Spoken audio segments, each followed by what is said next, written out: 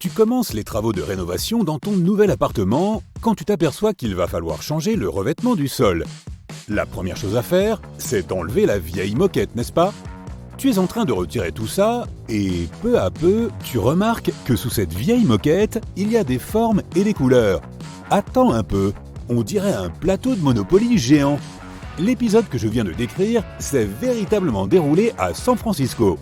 Un habitant a voulu refaire le sol de sa chambre au premier étage.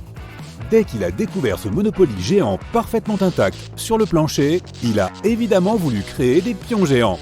Sa femme n'était pas particulièrement emballée par cette idée, et ils ont finalement opté pour un style un peu plus classique. Dommage. La prochaine histoire concerne deux propriétaires de Sacramento. Ils décident de refaire leur système de chauffage. Ils sont surpris de trouver des dizaines de pots en verre dans les conduits et dans certains murs. Mais je ne te raconterai pas cette histoire si ces pots étaient vides, tu ne crois pas? Dans ces pots, ils ont trouvé de la poudre d'or pure. Ça, c'est du trésor caché. Cette trouvaille leur a rapporté environ 300 000 €. En 1995, des ouvriers qui travaillaient au Chatham Historic Dockyard, au sud-est de l'Angleterre, ont fait une découverte surprenante sous le plancher d'un immeuble. Ils ont trouvé environ 200 pièces de charpente qui appartenaient à un navire mystérieux et ancien. Ils n'ont pu identifier le navire qu'après de longues années de recherche.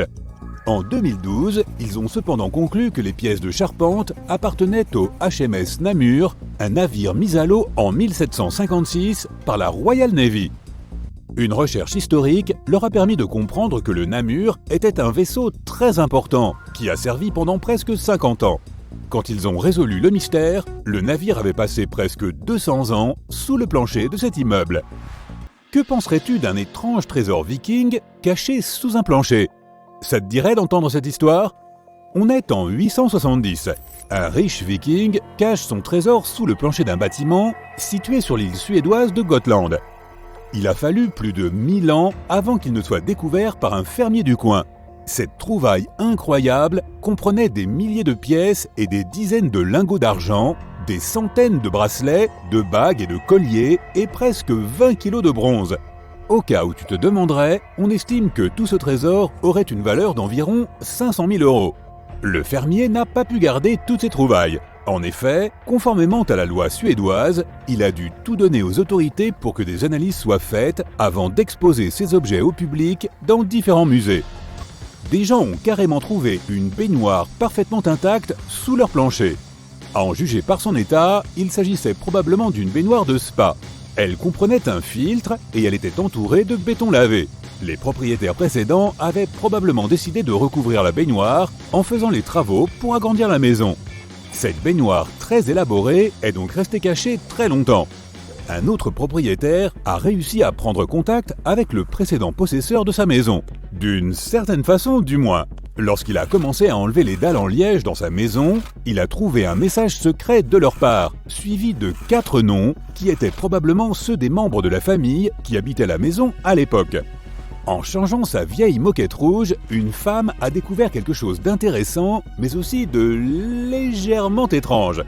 Dès qu'elle a commencé à enlever le vieux revêtement, elle est tombée sur une porte. Vraisemblablement, une porte de cave. Elle a trouvé un moyen de l'ouvrir et elle est descendue. Elle a découvert une cave secrète pleine d'étagères remplies de pots en verre. Certains pots étaient vides, mais d'autres étaient pleins de fruits. Est-ce que c'était une sorte de garde-manger? Ou quelque chose de bien plus effrayant? On ne saura jamais. L'Europe du XVe siècle, ce n'était pas marrant tous les jours. Les hôpitaux étaient souvent remplis de patients. Certains de ces hôpitaux étaient par conséquent fermés, puis complètement abandonnés quand il n'y avait plus de médecins pour soigner les gens.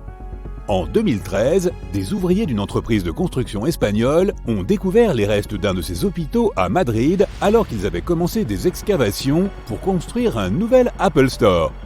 À en juger par certaines de ses caractéristiques, l'hôpital datait du XVe siècle. Au XIXe siècle, il était encore ouvert, mais on a fini par le fermer en 1850. Il n'a plus été en activité depuis.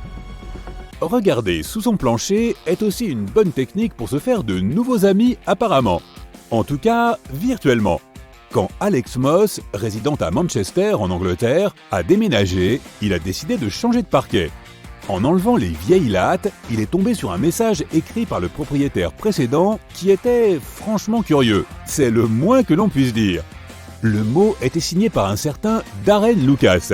Alex n'a pas paniqué à cause de cette promesse étrange. Au lieu de ça, il a décidé de chercher cette personne et l'a trouvée grâce au pouvoir magique de Twitter. Ils ont très probablement bien rigolé en relisant le message ensemble. Darren n'observe plus Alex, ça c'est sûr. Dans une ferme en Albanie, en Australie occidentale, une famille a découvert une lettre d'amour datée probablement des années 1800. La calligraphie était très soignée et il y avait une surprise en plus. Un papier spécial avec des mots brodés dessus. Souviens-toi. Oh, trop mignon. Ils ont rapidement réussi à attribuer la lettre à une femme nommée Phoebe Mundi qui l'avait adressée à un mystérieux monsieur Trotman.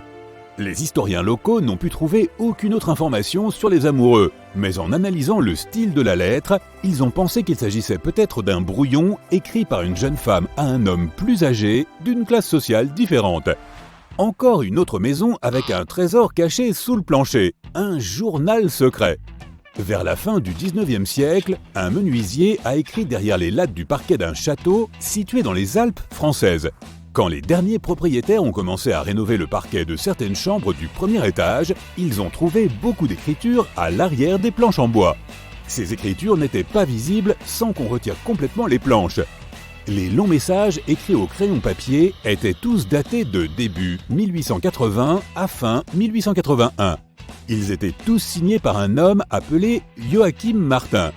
Les nouveaux propriétaires ont vite compris qu'il s'agissait probablement du menuisier qui avait installé le parquet pour les propriétaires du château de l'époque. Le projet de M. Martin était probablement de laisser une sorte de journal secret qui n'aurait pu être lu que longtemps après sa disparition. Le journal est composé de 72 entrées de longueurs différentes. Certaines d'entre elles ne contiennent que des informations factuelles, alors que d'autres sont plutôt personnelles. Et elles contiennent des informations sur la famille, les amis et la communauté dans laquelle vivait M. Martin. En mai 2016, la nouvelle reproduction d'une chambre de la maison de George Washington à Mount Vernon a été révélée au public. Ce nouveau design a été créé sur la base partielle de petits fragments de papier peint découverts sous le plancher. Ces petits fragments mesuraient à peine 1,5 cm. Grâce à une analyse de laboratoire de ces petits morceaux de papier, les chercheurs ont pu établir qu'à l'origine, le papier peint de la pièce était de couleur très vive avec de somptueux motifs floraux. Autre chose comparée au design simple et ennuyeux choisi par les conservateurs du musée qui pensaient que la pièce avait cet aspect à l'origine. Ce processus et d'autres découvertes récentes d'objets d'époque ont permis aux chercheurs de repenser la pièce conformément à son vrai style d'origine et de donner ainsi une image plus authentique du style des maisons du XVIIIe siècle. Merci Georges.